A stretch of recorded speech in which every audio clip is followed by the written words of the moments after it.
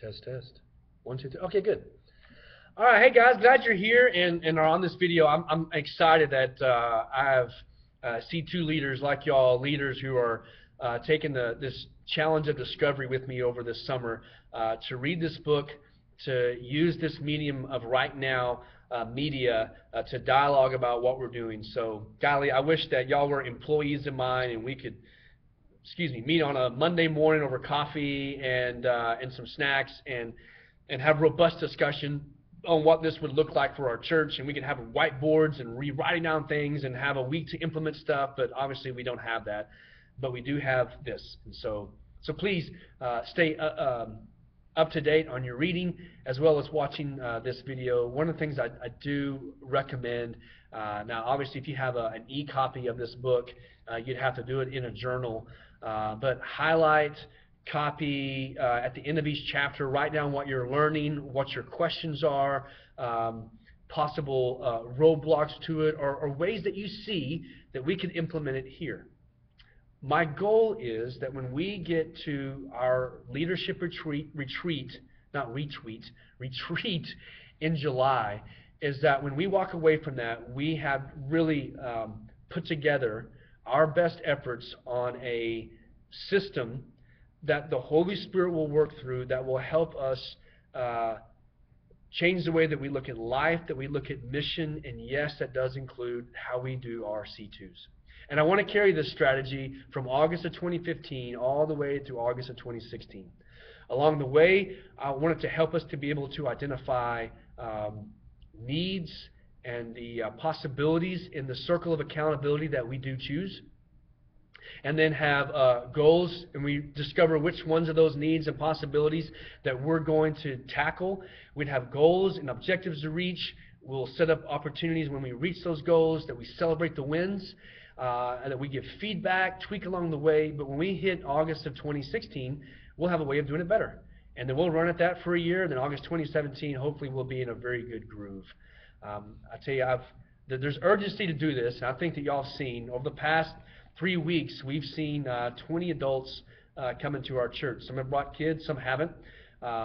From the week before Memorial all the way through last Sunday, we've had people who came back and new ones that came. Many of y'all have brought these people. We've had guests bring guests and people who have come because of Acts 29. But 20 people, and they come and they're looking for community to connect, and for a way to do church that does not just rest on Sunday morning.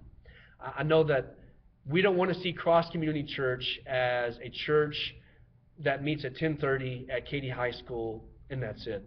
And oh, by the way, we do C2s that meet on a specific day, and then that's it.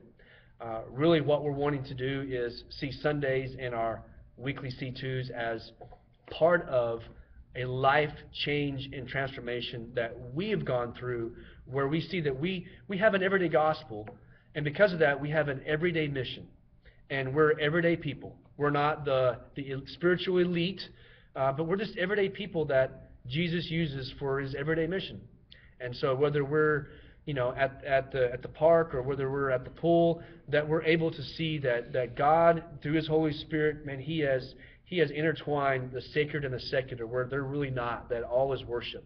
So I'm excited that we have a book that's going to give us similar information so we can have good dialogue, the same type of language to use that can help us navigate these waters of discovery. I think a couple of things have stood out.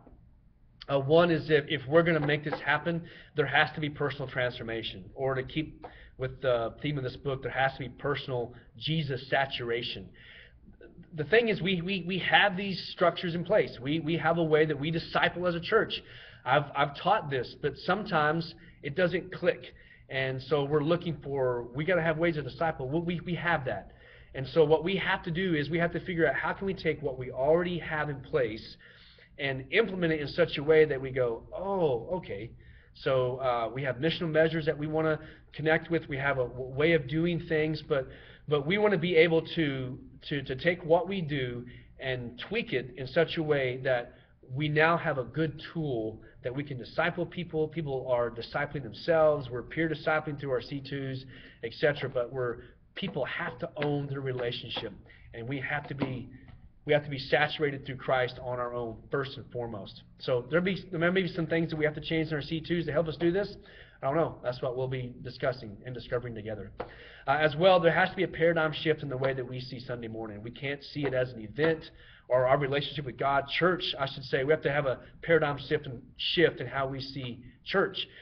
That it's not just a Sunday morning event, but rather it's a mission in how we do life. And so what I want you to do is as you're reading to be thinking, what can we be doing that this stuff can be playing out in our own lives? What will it mean for my schedule? What will it mean for the values that I have? What will it mean for my priorities? And be in prayer, God, whatever it means, that's what I'm willing to do. Here's what I do think. As you read this, I want you to, he talks about that they encourage their missional communities to discover a people group that they will be on mission to.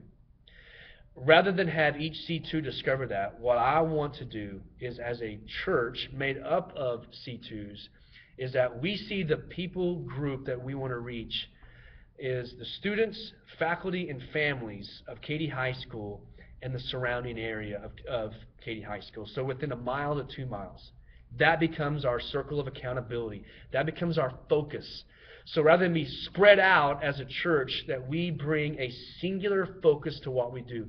I think this will help us learn better.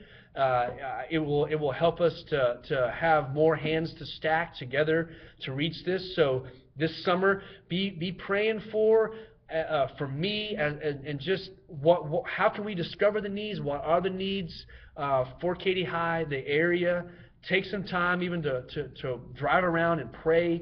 I'm going to be talking to the principal of Katy High, the coaches. I want to be looking around the area too, and I'll need help. And so some of the things that we'll do in this book is we'll be discovering that, because as we do that, then we'll figure out, okay, here's the needs, and then I see C2s going, we can take care of that need right there, and we'll be.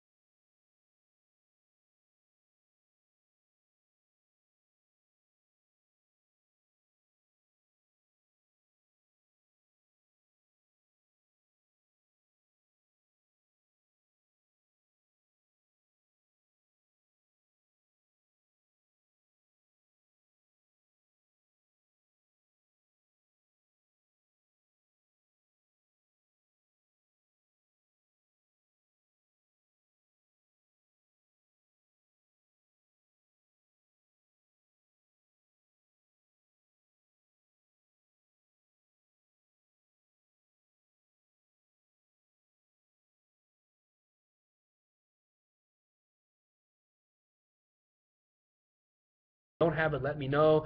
I'll send it your way. If I need to sit with you over lunch and walk through how to train your LIT, let me know that.